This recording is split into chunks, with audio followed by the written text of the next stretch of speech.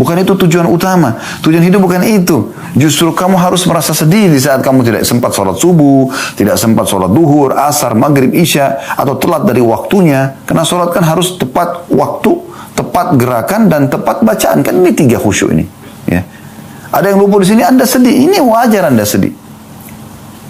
Bayangkan teman-teman, Nabi SAW mengatakan, rak'atai fajr khairu minad dunya wa ma fiha. 2 rakaat sholat sunnah fajr lebih baik daripada dunia dan seluruh isinya. Coba, itu nilai. Kenapa Nabi SAW mengatakan lebih baik daripada dunia dan seluruh isinya? Karena memang itu yang kita butuhkan di kuburan kita. Itu yang kita butuhkan di akhirat kita. Semua ini dunia cuma pernak-perniknya. Kan gitu. Maka jangan berlebihan. Jangan keluar dari tujuan hidup kita yang sebenarnya.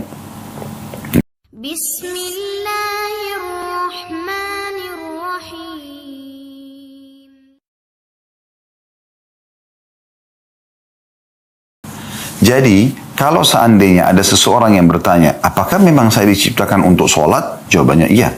Apakah saya diciptakan untuk puasa Ramadan? Iya. Apakah saya diciptakan untuk mengerjakan haji ke Baitullah? Iya. Apakah saya diciptakan untuk mengeluarkan zakat? Iya. Apakah saya disuruh bakti sama orang tua? Apakah saya disuruh jujur? Apakah disuruh amanah? Apakah saya disuruh bantu orang susah? Jawabannya iya. Itu tujuan hidup kita. Allah Subhanahu wa ta'ala dalam surah Az-Zariyat tadi menyebutkan tujuan kita hidup di sini untuk itu. Tidak ada tujuan lain. Tidak ada tujuan lain. Ini kita kerucutkan tema bahasan kita ini ke poin ini, teman-teman sekalian. Insya Allah dalam 45 menit ke depan ini kita akan lebih memahami. Nanti kita akan mengatakan, oh ternyata itu ya. Ya, memang itu target kami. Bagaimana teman-teman kembali kepada pondasi dasar. Ya, kita lahir di muka bumi ini, semua sistem sudah ada. Tiba-tiba kita cuma tahu, oh ini ibu saya, ini ayah saya. Dan kita tidak bisa mengubah status itu. Nggak bisa kita mengatakan, saya nggak mau ibu ini, saya nggak mau ayah itu. Sudah, pasti akan ke situ. Ada sistem yang mengatur kita, berarti ada Tuhan yang mengatur ini semua. Ya. Dan pada saat itu, kita akan diurus dari kecil.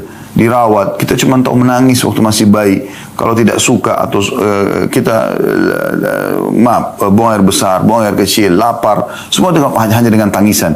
Dan dengan segera ibu kita, langsung datang mengurus kita. Ayah kita sibuk mencari nafkah untuk membiayai hidup kita. Sampai akhirnya kita tumbuh besar, sekolah, seperti biasalah kehidupan kita.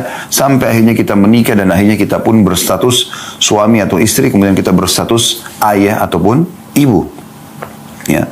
Dan akhirnya kita juga akan bersama dengan orang-orang tua kita yang terdahulu, yaitu meninggal dunia dan kembali kepada Tuhannya Allah Subhanahu wa ta'ala. Ini rukun iman kita sebagai seorang muslim.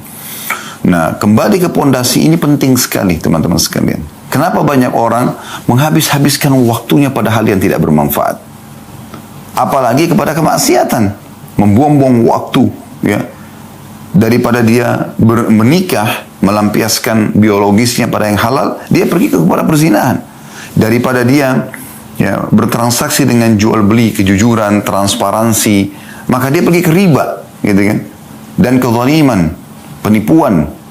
Nah ini kenapa? Karena dia tidak paham tujuan hidupnya. Tujuan hidup sebenarnya untuk menjadi orang baik, untuk menjadi orang patuh kepada Allah dan menjauhi semua yang dilarang.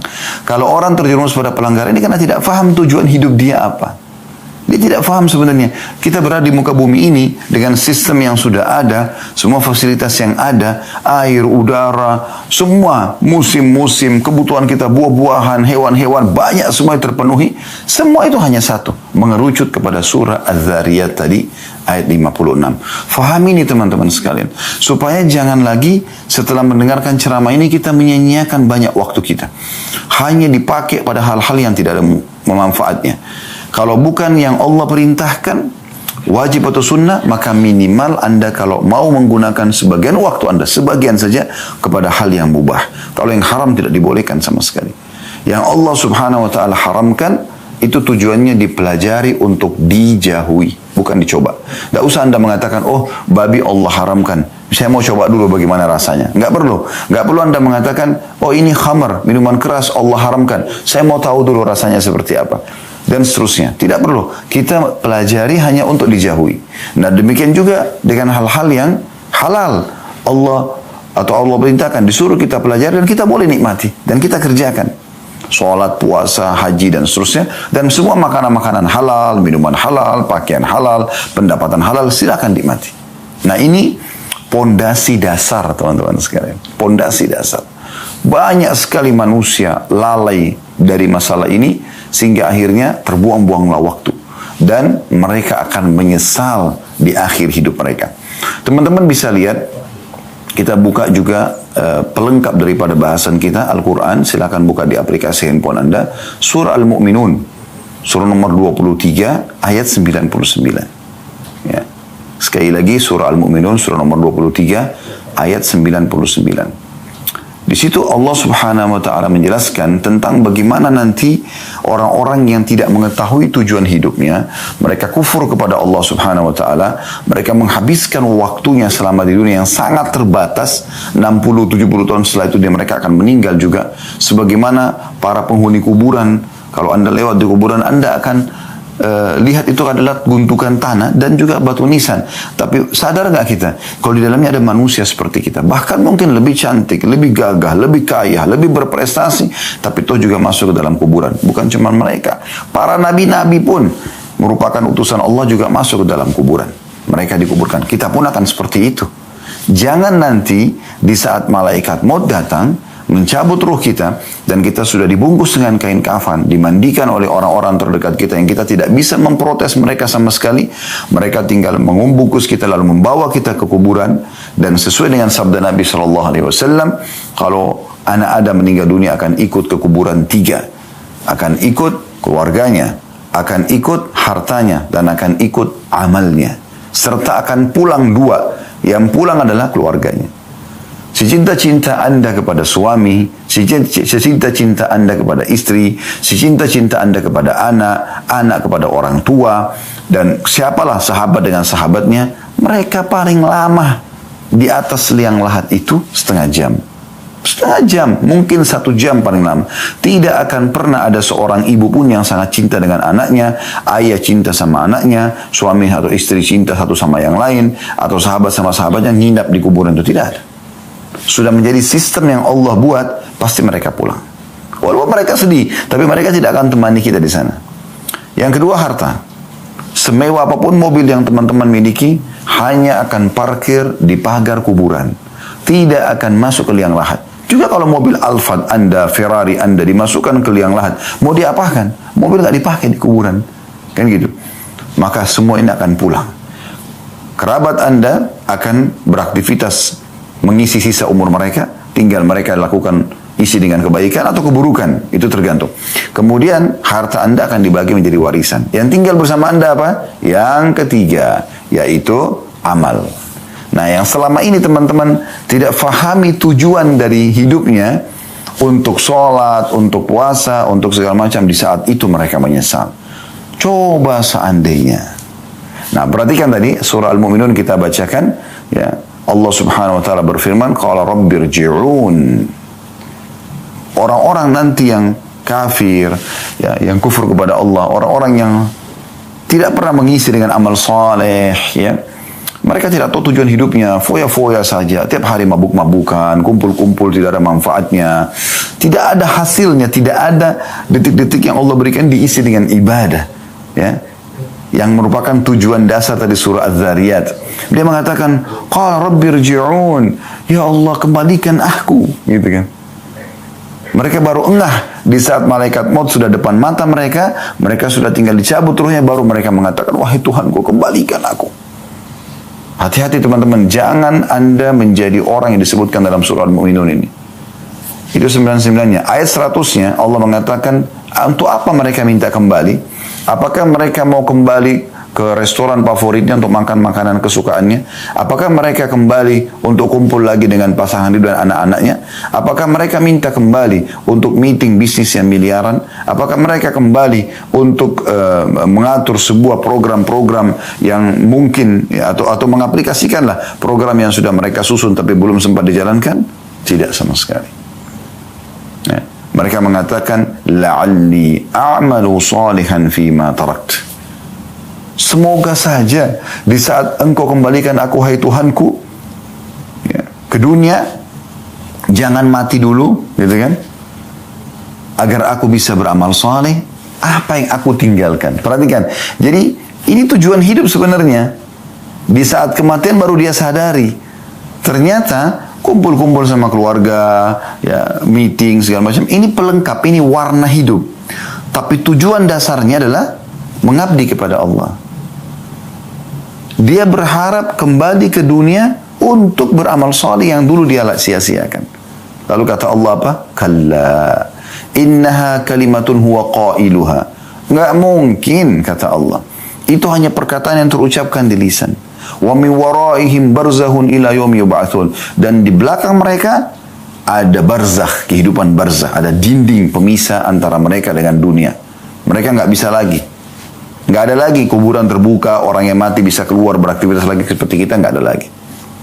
Ya. Dan tidak ada itu yang sering digambarkan, maaf, di sinetron-sinetron kita, sebagian sinetron pocong bisa keluar, kuburan terbuka, lalu mengganggu orang atau keluar. Itu tidak ada lagi. Mustahil.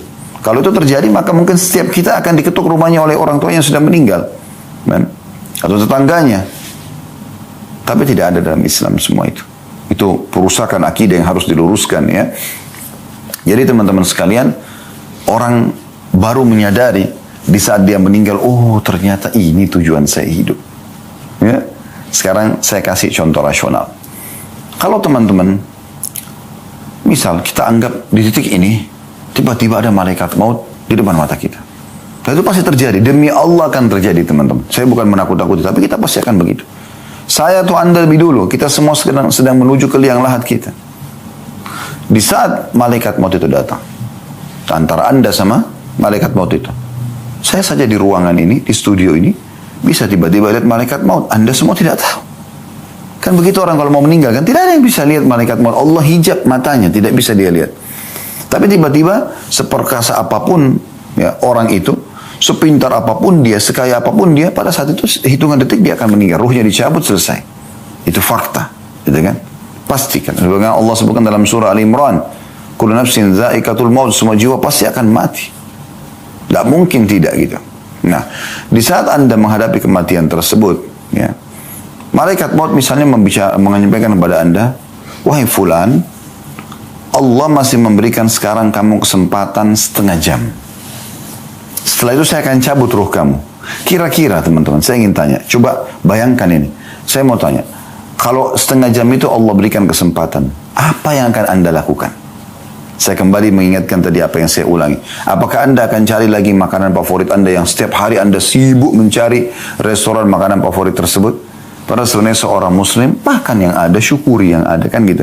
Walaupun boleh, bukan tidak boleh kita mencari makanan kesukaan kita. Tapi jangan berlebihan, teman-teman. Ada orang kadang-kadang untuk mengejar kuliner aja sampai sekian jam naik mobil.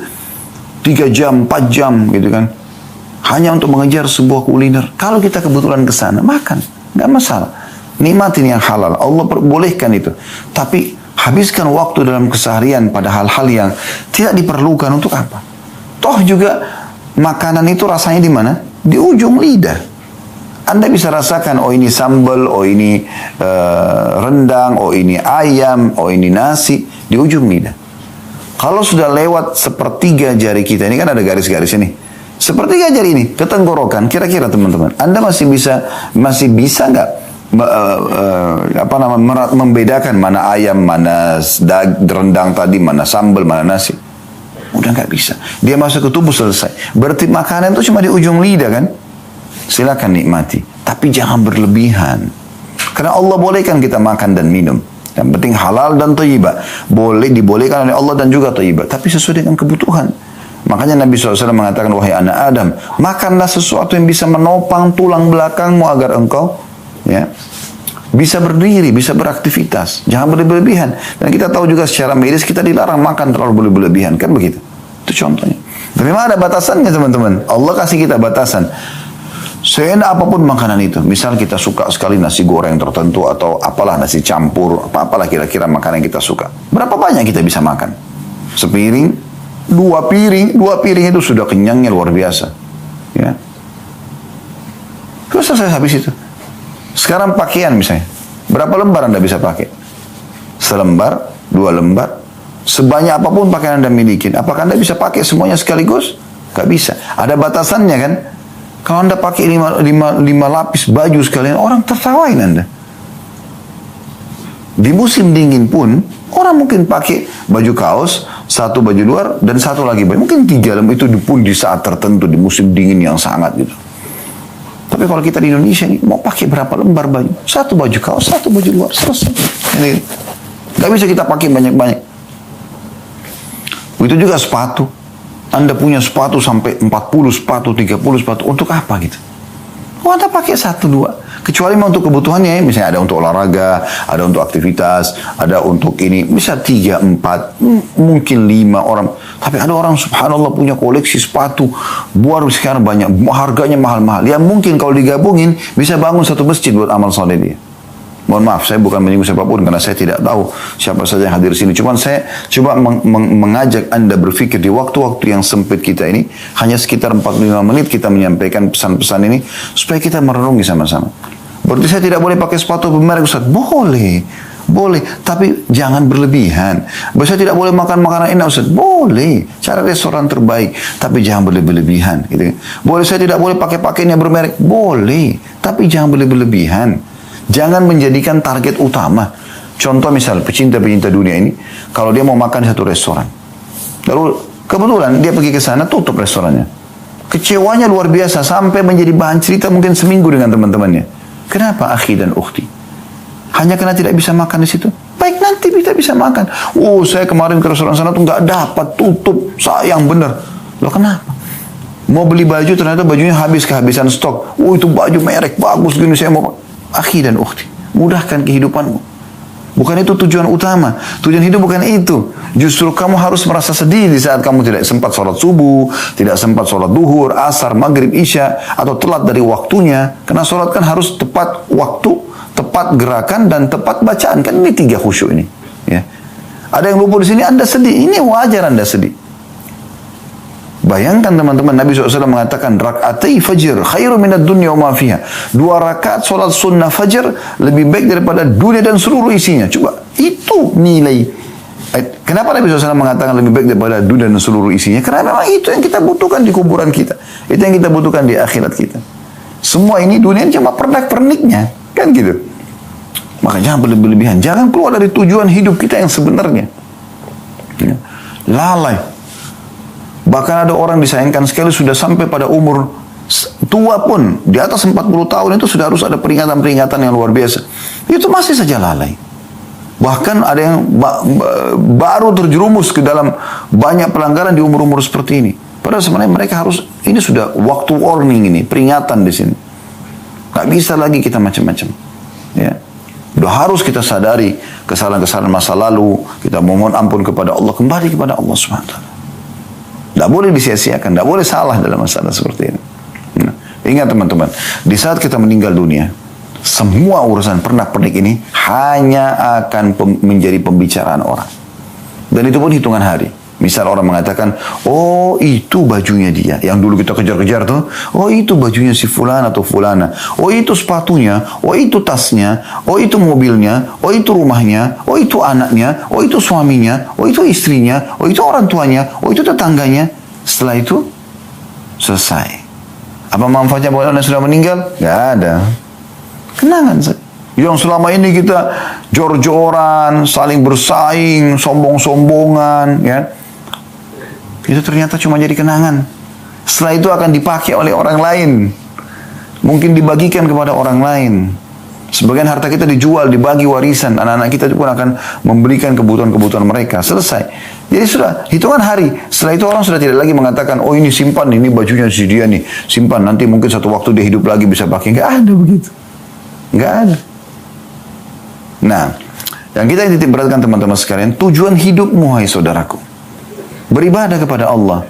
Meeting berapa miliar pun, berapa triliun pun, tinggalkan untuk sholat.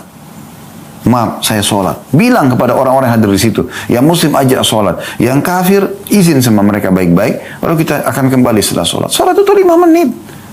Absensi, absen kepada Allah. Ya Allah, baik saya hadir. Allah panggil, hayya ala sholat. Ayo sholat, hayya alal falah, ayo menuju kepada kemenangan. Allah kasih kita gambaran, panggil, absen. Kata Salamah bin Dinar rahimahullah, seorang ulama tabi'in, usahakan dimanapun Allah menginginkan kau hadir, kau ada di situ yang pertama. Sholat, zakat, Ramadan, kamu yang pertama di saat pertama. Dan usahakan kamu yang paling jauh dari apa-apa yang telah Allah haramkan. Di situ baru kamu bisa menikmati keimanan itu. Sisi lain teman-teman sekalian. Ada juga ya pelengkap dari surah Al-Mu'minun ini, ada surah Al-Munafikun. Ayat terakhirnya. Di situ juga orang-orang ada yang menyesal, gitu kan. Surah Al-Munafikun ini jelas Anda tinggal cari di daftar isi. Lihat di akhir-akhir ayatnya. Allah mengatakan wa anfiqu mimma razaqnakum min qabli an ya'ti ahadakumul maut fayaqula rabbi laula akhartani ila ajalin qaribin fa asaddaq wa akun minas salihin. Kata Allah SWT, infakkan, segera keluarkan harta-hartamu di jalan Allah Subhanahu wa taala sebelum datang kepada seseorang dari kalian kematian. Lalu dia berkata pada saat itu, wahai Tuhanku, terlambatkan beberapa saat dulu kematianku. Untuk apa? Untuk makan makanan favorit, untuk umur sama teman-teman, untuk biologis dengan pasangan? Nah, fa'asaddaq, agar aku bisa bersedekah. Wa aku minas salihin, dan aku menjadi orang-orang saleh. Tapi Allah mengatakan wala yuakhirallahu nafsan idza jaa ajaluha. Allah khabirun bima ta'malun. Allah tidak akan pernah menerlambatkan ajal seseorang kalau datang, dan Allah akan memberitahukan apa yang kalian kerjakan. Akhir surah Al-Munafikun. Ini pelengkap tadi yang surah Al-Mu'minun ayat 99 sampai tadi 101 gitu kan. Jadi teman-teman sadari poin ini. Tujuan kita mengadakan Zoom taklim Zoom ini pada waktu ini, dan Anda pun meluangkan waktu, saya meluangkan waktu, mungkin kita punya aktivitas yang lain. Semua tidak ada lain kecuali untuk menyadari tujuan hidup kita apa. Dan tidak ada yang bisa menyelamatkan diri kita kecuali kita sendiri, teman-teman sekalian. Allah Subhanahu wa taala mengingatkan dalam Al-Qur'an, "Innallaha la yughayyiru ma biqaumin hatta yughayyiru ma bi anfusihim." Allah tidak akan mengubah nasib satu kaum sampai mereka mengubah nasib mereka sendiri. Kalau Bapak Ibu tidak segera menyelamatkan dirinya, menyadari masalah ini, maka pastikan teman-teman sekalian, kalau Anda akan menyesal nanti di akhir ajal nanti. Dan ingat teman-teman, jangan pernah bangga dengan amal soleh yang pernah kita kerjakan. Oh, saya sudah sekian kali haji, sudah sekian kali umrah, umur saya sudah sekian puluh tahun, saya sudah berapa kali sholat, ya saya sudah bakti sama orang tua saya. Jangan pernah berbangga dengan itu. Karena Anda tidak pernah tahu apakah itu sudah diterima dengan pahala sempurna atau tidak. Oleh karena itu kita selalu disuruh berbuat amal soleh setiap hari selama ajal kita belum datang. Kenapa teman-teman kita selalu sholat tiap hari? Kenapa kita selalu baca bismillah setiap kali mau makan dan minum? Kenapa enggak sekali seumur hidup saja? Karena memang kita butuh memperbanyak amal soleh tersebut, dan kita bersaing di situ untuk mendapatkan derajat tertinggi di surga nanti, di akhirat nanti.